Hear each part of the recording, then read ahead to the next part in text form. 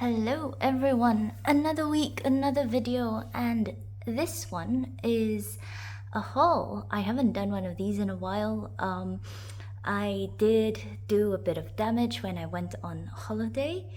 As you can tell from my previous video, I bought the Prada Marina bucket bag because I was going on holiday and I thought it would make a good travel bag. Spoiler alert, it was amazing and I loved using it so much. But this is what I bought. I went to a few different countries in Europe and in the UK. So I did sort of have a look around the shops and see what I could buy, and I sort of gave my permission to go a little bit wild. So these are some of the things I decided to buy to treat myself, and I thought I'd just show them to you. So yeah, none of these really came in the way they came. I had to open them up and check them and, customs and all that. So they're not precisely true unboxings, but I don't consider unboxings to customs officials unboxings anyway. The first bag that I'll show you, I'm not going to open this one because it is a birthday present for a friend, but I went to the Hermes in Monaco and I told them I was getting a birthday present for a friend, and look at the birthday packaging. I don't think I've ever seen anything quite like it. What they've done is they've wrapped the ribbon on the outside of the paper bag so it looks like a proper present, and on the inside they've actually, let me turn this around, they've actually got a card from the Monte Carlo store in Monaco, and we've used that as a birthday card. So I'm not going to show you the birthday message inside, but that is it. So really pleased with this one. Like I said, I won't show you what it is, but it is a scarf for a very dear friend of mine. So this is the bag and present. Let's see. Ooh, while I was in the Hermes store as well, I did not quite intend on picking up these items, but I kind of saw them and I kind of thought I would give it a go anyway.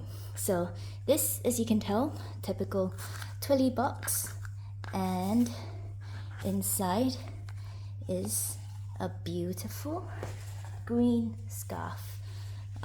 Green Twilly with lots of different colors on it. But the primary background color is green. You've got hits of blue and red, and the ends are this sort of beigey color as well. So I sort of thought that this would go quite well on a few different bags I have.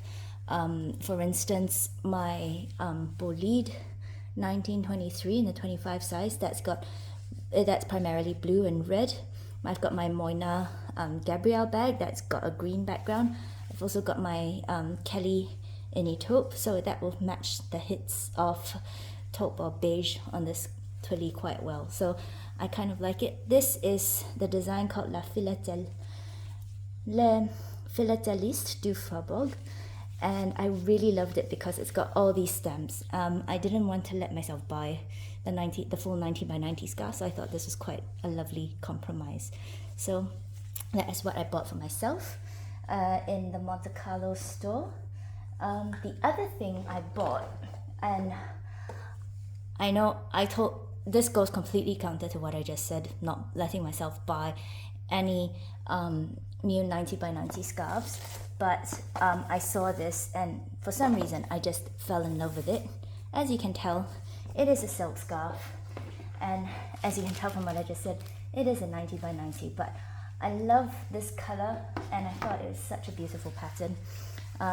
Maybe I'll sort of put this up somewhere, hang this up, but it is a design by Alice Shirley. I don't know if any of you are familiar with her work. This is rather big for the screen, but it's got all these beautiful orangey pops of color with the green and with the blue, and these are colors that I love on a day-to-day basis, and it just looks so beautiful. So I couldn't resist and I bought it. Someone tell me what to do with these scarves. Let me see. So the name of the scarf is called the Bouquet Final, and it's in, I can't quite read the colors, gris cendre and orange. So I guess the orange comes from the beautiful poppy in the middle, and then the grisond refers to the background on the scarf. So I love the colors in the scarf. I think it is a wonderful, beautiful piece. I'm very excited about it. I do have really wonderful Hermes scarves with me. I just need to figure out what to do with them, and I will be overjoyed if I can figure out how best to incorporate them in my everyday wardrobe. But look at this, even this angle here. There's this wonderful salmon pink, there's a steel blue, and there's a green here. And these are all colors that I just enjoy. So very happy also with this. And yes, my growing scarf collection, which I do not use, I need to figure out what to do with them. We will move on. What shall we look at next? Oh, this one. This is a pretty exciting purchase, simply because it is actually, get this right, my first ever in-boutique purchase of a Chanel item. Shock and amazement. I don't normally buy things from Chanel simply because I've just felt that the bags are too expensive and they're small leather goods as well. But with price increases around all the other brands and things like that, I thought what I got probably wasn't too bad, and these are classics, so I didn't necessarily think it was too much of a bad decision to buy them. So what I got, and you might be guessing this already, here's one, and here's another, and they are a pair of shoes. Precisely, to be more precise, the Chanel slingbacks in mid-heel. And so I have a friend who wears these shoes very regularly, and she was there with me when I bought these shoes, and she just said she wears them so often and she's got extras of these shoes because she's just so afraid that they'll break and she doesn't have a pair on hand to replace them. So this is leather and it's a fabric toe cap. So I don't know how it will wear precisely, but when I tried them on in the boutique, they were so comfortable and so easy to walk around in. So I hope they will last, and I hope it will be a good classic pair for me to wear, for a long time to come. And don't you just love the little CC detailing here? I will confess I left most of my paper bags in the hotels in Europe. The Dior paper bag that you see here, for instance, that comes from a previous purchase. I did bring the Hermes paper bag back because I've never quite seen a bag of this format and size, and also the sales assistant had tied such a beautiful bow on it, so I couldn't possibly leave that behind. But the Chanel paper bag was very definitely a clear exception to the rule because it's my first bag from the boutique, and I had a beautiful little camellia flower here. So very pleased with this, very happy, hoping I get quite a lot of use with it and I don't come to regret this purchase. Right, so yeah, Chanel slingbacks, yay. Okay, so after Chanel, we went to the Dior boutique, and like I said, this isn't a Dior bag that I've used, but basically got the same Dior bag. Now, what did I get? Again, another pair of shoes. I'm not quite sure what went on this trip, but I just sort of felt like the shoes this summer were what I was really into. I think maybe it's also because I've had too many bags. But this is a somewhat new style, and I'm hoping I get on with it a lot better. These are the J'adore heels. It's the lower heel in a full leather version. So if you recall, the normal J'adore heels are in a technical fabric. This is leather, and it's in the color Deep Ocean. So it's this lovely sort of blue navy color, which I think I could use definitely in my wardrobe. And I'm hoping, the reason why I got this was because I don't necessarily find the technical fabric very comfortable, and I'm hoping that this leather being soft will stretch and therefore be a lot more comfortable to wear. So I bought these Bit of an expensive gamble, but I'm hoping it pays off, and I'm hoping that I enjoy wearing these as well. They felt so nice in the boutique, but then lots of shoes feel nice in the boutique. But I did think the size was right, the height was right. It did feel better than the technical fabric, so fingers crossed. I'm going to give these a go as well. So very excited to wear my 2 new pairs of shoes. So that is the Dior pair of shoes. Okay, well, the last bit is this cute little box here. The story behind this is when I was in London, I tend to go to lots of different Hermès stores in different countries just to see what they are. I have a small little list of things that I tend to look out for constantly, especially if I can't find them in my home boutique. I'll go around and I'll try and look for it. It's like a scavenger hunt of sorts, a very expensive one. So I went to the London store just to take a peek. And the store was busy, so I had to be put in a queue for a sales associate. I just sort of wanted to take a look around, and I didn't initially didn't actually think I'd need a sales associate assigned to me, but the girl at the door just said, look, let me just put you in queue for one. If you're assigned one, or if you walk around and you find something, at least you won't have to then wait a longer period of time for a sales associate. So I said, fine, fair enough, that sounds sensible. So she put me on the waiting list, and then I went up to the ready-to-wear and jewelry and watches section and men's department, and I was just sort of walking around, and I saw this in the display case. Initially I'd said I just want to look at shoes and, you know, small leather goods and the likes. So she just said, go up to the shoe department. But when I was walking past the jewelry department, I just saw this in the display case, and I went, I can't believe it's here. So then when my sales associate finally got to me, I was excited. The girl who was assigning the sales associates had sort of come up as well, and she was excited because I was excited, and everyone was busy congratulating me on the fact that I'd found this piece that I've been looking for more than a year now in all sorts of different boutiques. My boutique at home didn't carry it, wasn't going to carry it. I'd asked 4 or 5 different boutiques elsewhere in the world, and they didn't order it in because it's such an unusual piece, and I don't think any of them thought it would sell. So when it came up, I was like, this is so rare, I need to get it, exchange rate notwithstanding.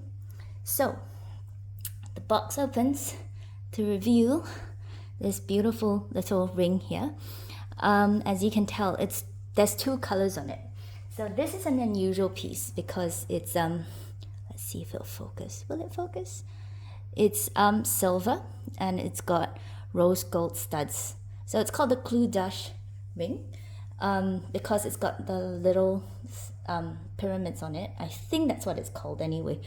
And the reason why I got this is because I've been looking for companion pieces for my 2 Hermès rings. You can see my collier de chêne ring and my chaîne d'encre ring. I hope I'm pronouncing these with a level of accuracy. Sorry otherwise. But if you see, if I put this on this finger, it sort of goes really well with the collier de chêne ring. And let's hope I can try and match this. Okay, no, it's late, my fingers are fat. It's going to be stuck here a while, but you can tell it should also go quite well with my chaîne d'encre ring. So I'm really very happy with the fact that I finally found this ring to go with everything. And I thought, you know, I can switch it around, or I can wear both together, or I can wear it on its own. You know, it allows me to mix and match a bit more. So I love the fact that I've got different rings to try out now.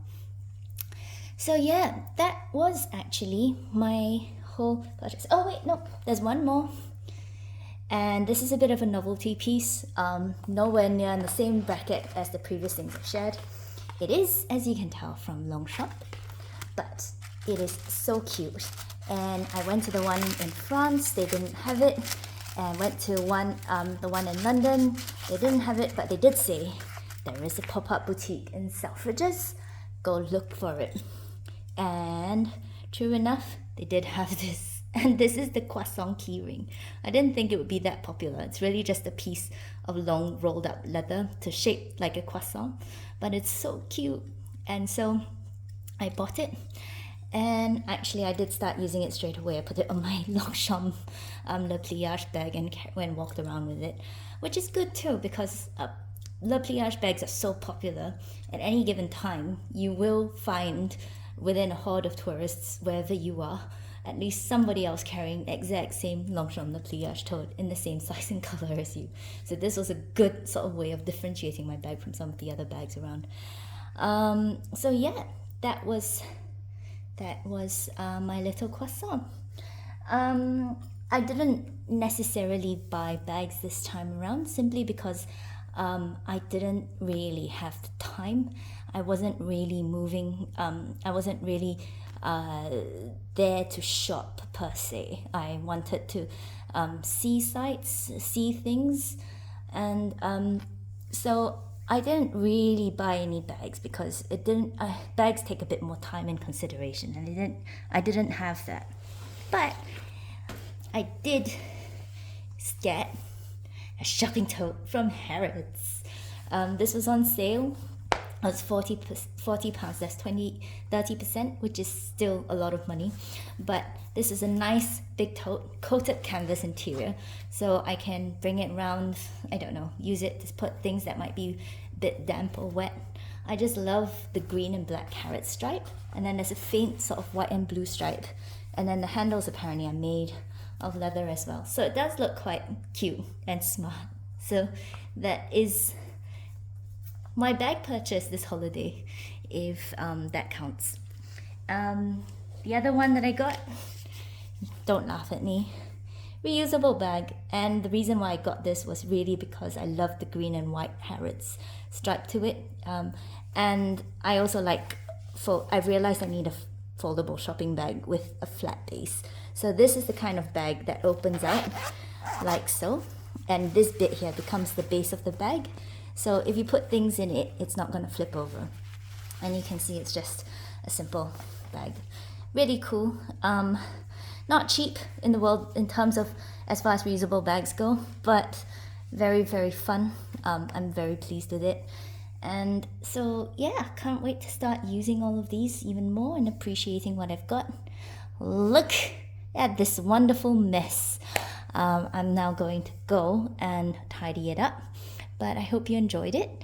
And yeah, if you liked this, share, like, subscribe, comment down below on what your most recent favorite holiday purchases were. And yeah, I'll see you next time. Bye.